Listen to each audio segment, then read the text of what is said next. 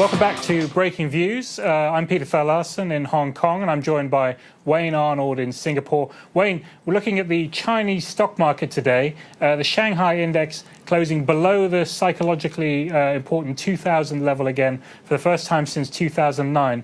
I thought China was growing. What's going on? Yeah, well, it's a seeming paradox. China seems to be on the rebound, and whatever you think of that, it does seem odd that stocks are still falling.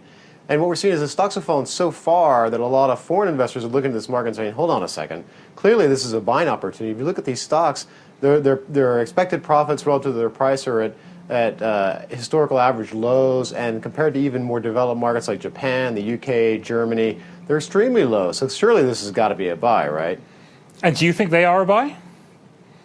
Well, I mean, if you look at the rebounding economy, you would think so. In any normal economy, corporate profits should start rising. The government's going to be pumping stimulus back into the economy to keep that going and to avoid any kind of repercussions or dislocations across the economy.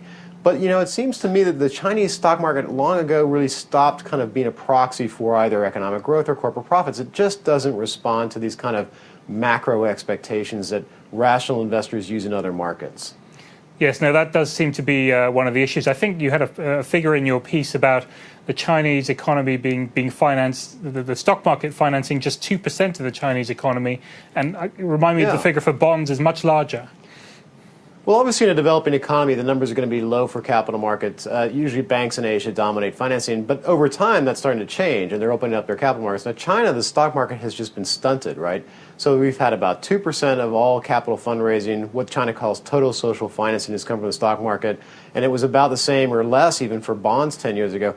The bond market that China has been liberalizing has actually expanded to about 15% of that.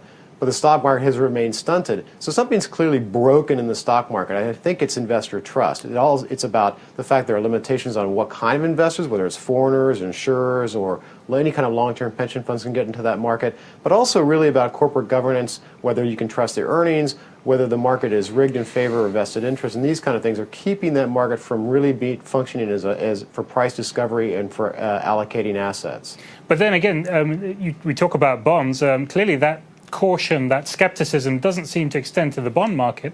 We've seen in the last few weeks companies like Baidu being able to issue bonds at very, very tight spreads. So there does seem to be something weird about the stock market here that investors, particularly Chinese investors, I guess, are worried about. Right.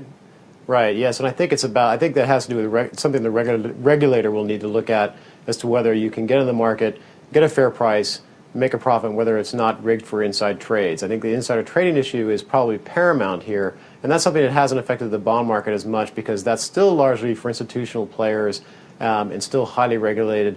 And as they're integrating that market between insurers and corporations and whether it's state-owned enterprises or private enterprises, as that market starts to unify, the liquidity goes up and that's going to be much more attractive. Combine that with the fact that everywhere around the world there's a huge rush for any kind of high-yielding asset or higher yielding than, say, U.S. Treasuries, then the chemistry is there for bonds, but not for stocks so much. So Chinese stocks cheap, but cheap for a reason, says Breaking Views. Thank you very much.